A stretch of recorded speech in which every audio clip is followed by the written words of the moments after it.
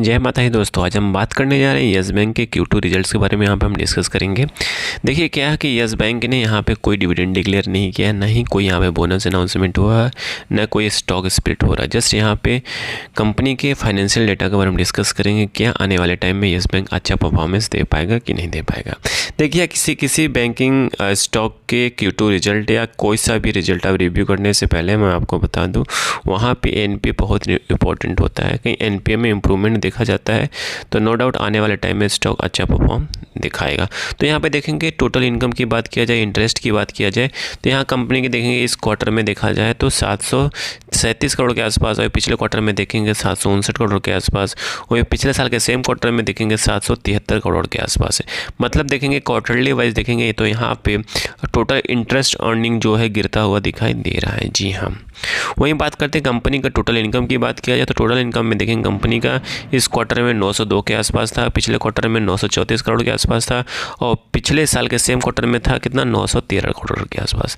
तो यहाँ पे भी देखेंगे कंपनी का जो टोटल इनकम है वो भी गिरता हुआ दिखाई दे रहा है।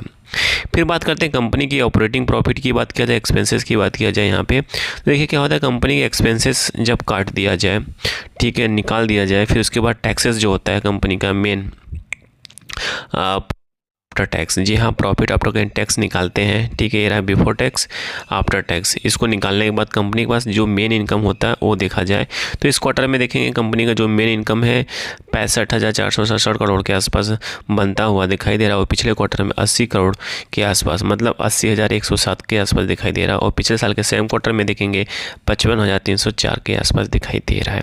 देखिए ये डेटा लाख में है, जब इसे करोड़ में देखेंगे तो 65 करोड़ के आसपास, 80 करोड़ और 55 करोड़ के आसपास प्रॉफिट देखने को मिल रहा है।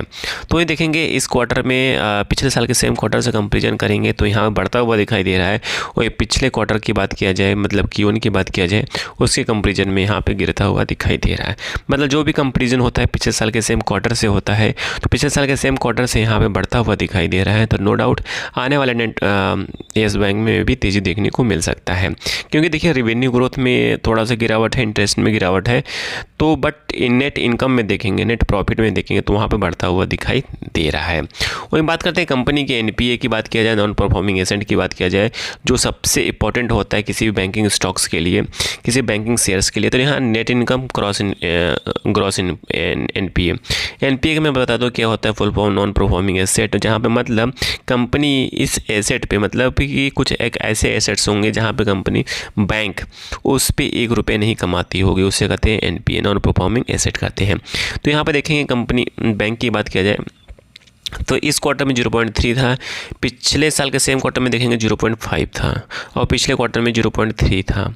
मतलब पिछले साल के सेम क्वार्टर में देखेंगे उसके कंपैरिजन में गिरता हुआ दिखाई दे रहा है 0.3%। मतलब एक देखा जा रहा है कि कंपनी ने NPA जो है उसको मेंटेन करके रखा है, कंपनी का जो NPA है वो कम आता हुआ दिखाई दे रहा है, जो एक अच्छा साइन होता है किसी बैंकिंग स्टॉक्स के लिए। जी हाँ, तो NPA बहुत अच्छा है, इनका जो नेट प्रॉफिट था वो भी उभरता हुआ, मतलब अच्छा दिखाया गया है पिछले साल के क्वार्टर कंपेरिजन में। तो कहने का मतलब है कि ऑल ओवर रिजल्ट की बात किया जाए तो कंपनी का ऑल ओवर रिजल्ट ना खराब है ना अधिक अच्छा, कहने का मतलब है सब कुछ मिला जुला है। तो नो डाउट आने वाले टाइम में यस बैंक में भी तेज़ी देखने को मिल सकता है, मे भी उछाल भी देखने को मिल सकता है। अगेन यहाँ पे कोई बाय सेल का रिकमेंडेशन नहीं है, जस्ट एजुकेशन पर्पस इन्फॉर्मेशन को शेयर किया जा रहा है। Thank you for watching this video.